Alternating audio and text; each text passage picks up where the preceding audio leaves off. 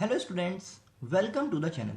तो चैप्टर हमारा चल रहा है financial statements of not for profit organisations और टॉपिक हम डिस्कस कर रहे थे ट्रीटमेंट ऑफ कंज्यूमेबल आइटम्स। आज क्वेश्चन है हमारे पास, on the basis of the information given below calculate the amount of stationery to be debited to income and expenditure account of good health sports club for the year ended 31 March 2020। तो देखिए यहाँ पर आपको given है stock of stationery on 1 अप्रैल 2019 और stock of stationery on 31 March 2020। इसी तरह से आपके पास क्रेडिटर्स हैं 1 अप्रैल 2019 के लिए और 31 मार्च 2020 के लिए। तो ये जो 1 अप्रैल वाली डेट है ये शो कर रही है ओपनिंग स्टॉक ऑफ स्टेशनरी और ओपनिंग क्रेडिटर्स फॉर स्टेशनरी। जो 31 मार्च 2020 वाली डेट है ये शो कर रही है क्लोजिंग स्टॉक ऑफ स्टेशनरी और क्लोजिंग क्रेडिटर्स। और आपको गिवन है stationery purchased during the year ended 31 March 2020 was ₹4,70,000। अब आपको करना क्या है कि इस वीडियो को पॉज कीजिए और इस क्वेश्चन को आप अपने आप सॉल्व करके देखिए और सॉल्व करने के बाद फिर आप इस वीडियो को रिज्यूम कीजिएगा और फिर आप चेक कीजिएगा कि आपका आंसर सही है या गलत है। और उसके बाद आपका जो भी आंसर आएगा आप वो हमें कमेंट सेक्शन में ज़रूर बताइएगा, ठीक है ना। आई होप आप सभी ने सॉल्व करके देखा होगा ये क्वेश्चन। अब चलिए इसको समझ लेते हैं। देखिए यहाँ पर बहुत ही छोटी सी एक बात है वो हमें समझनी है। यहाँ पर आपको गिवन है stationery purchased during the year, stationery purchased during the year.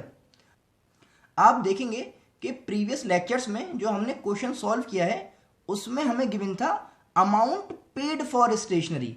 देखिए हम आपको दिखाते हैं जो प्रीवियस लेक्चर में हमने क्वेश्चन सॉल्व किया था। देखिए इसमें गिवन था अमाउंट पेड फॉर स्टेशनरी और इसमें हमने सारा कैलकुलेशन किया था और वहां पर हमने क्रेडिटर्स को भी एडजस्ट किया था, है ना। क्लोजिंग स्टॉक कितना है 60,000। इसको एडजस्ट करने के बाद आपको फिगर मिलेगी 4,90,000।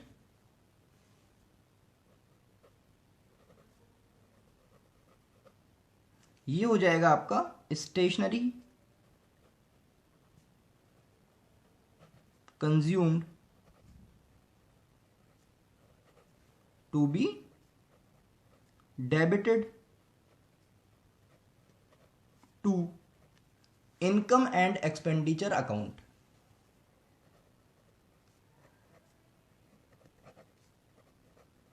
तो आपने इस क्वेश्चन में क्या देखा कि अगर आपको क्वेश्चन में गिवन है value of stationery purchased, amount paid नहीं बल्कि स्टेशनरी परचेज्ड, तो उस क्वेश्चन में आपको क्रेडिटर्स को एडजस्ट नहीं करना, ठीक है ना। अब हम बना लेते हैं इनकम एंड एक्सपेंडिचर अकाउंट।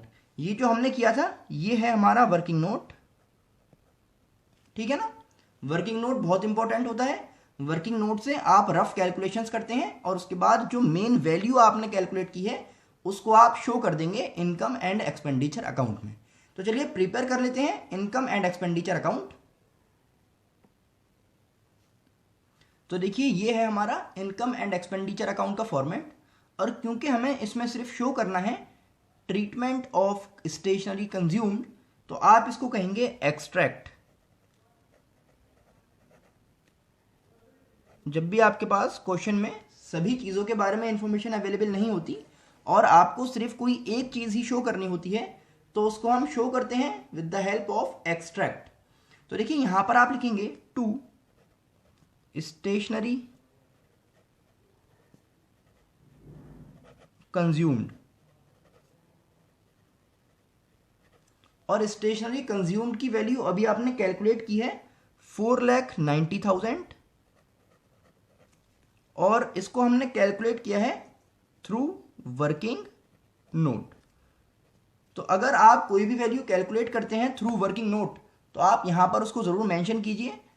हो सकता है कि आपको कभी कभी किसी एक ही क्वेश्चन में 2 या 3 वर्किंग नोट बनाने पड़ जाएं तो आप यहाँ पर लिखेंगे वर्किंग नोट और साथ में उसका नंबर वर्किंग नोट 1, 2 और 3।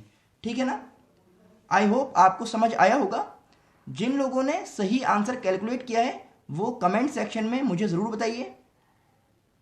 अब आपको करना क्या है, इसकी प्रैक्टिस कीजिए, अपने फ्रेंड्स को भी शेयर कर दें, चैनल को सब्सक्राइब करना ना भूलें। हम मिलते हैं आपसे नेक्स्ट लेक्चर में। Thanks for watching.